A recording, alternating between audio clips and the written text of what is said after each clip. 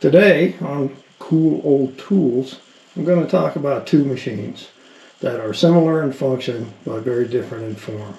I'm going to start off with this one, and keep in mind I'm saving the best one for last, so make sure you hang on for that. This is a valve grinding machine made by Quickway in Cedar Rapids, Iowa, probably in the 60s, maybe 70s, and it's used for reconditioning automotive valves.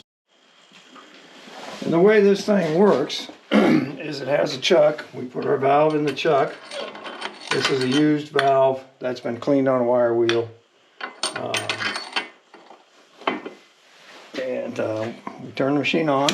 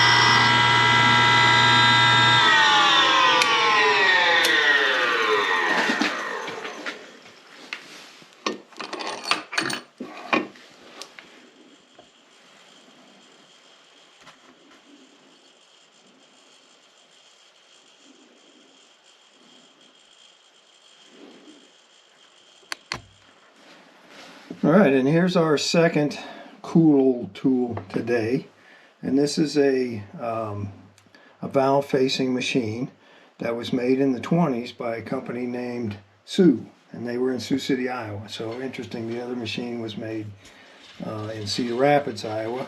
This one was made in Sioux City, Iowa.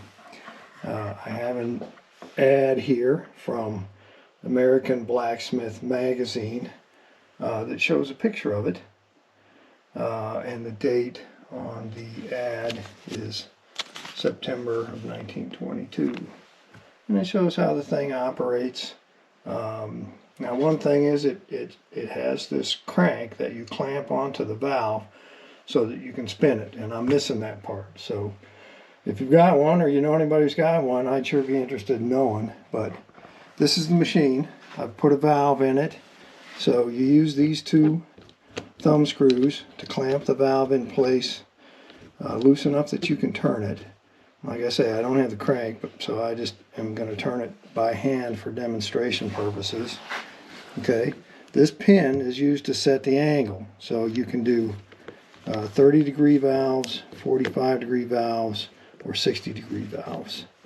So I'll use the center hole, which is for 45-degree valves, which is what this is. Okay, and you can slide the carriage in and out until you get it about where you want it, and then you clamp it with this lever on the bottom, and that holds it in place. And then this thumb screw is used to feed the valve in and out. Okay, now there's a little cutter. There's a little round cutter right here. I think you can see it, and you know, it looks like it was made to be resharpenable. Some kind of tool steel. But what you would do is you would feed that carriage in, or that cross slide in, and position your valve against it, turn it with the crank that I don't have, and then you would feed the cutter in, take a cut while you're turning the valve, and then you would feed this in and bring it back out, take another cut in the other direction. Now this valve has already been faced, so I'm not actually going to do anything, but it would go this way, and you would feed it back out, and then turn it in a little bit, take another cut going this way, and so forth until your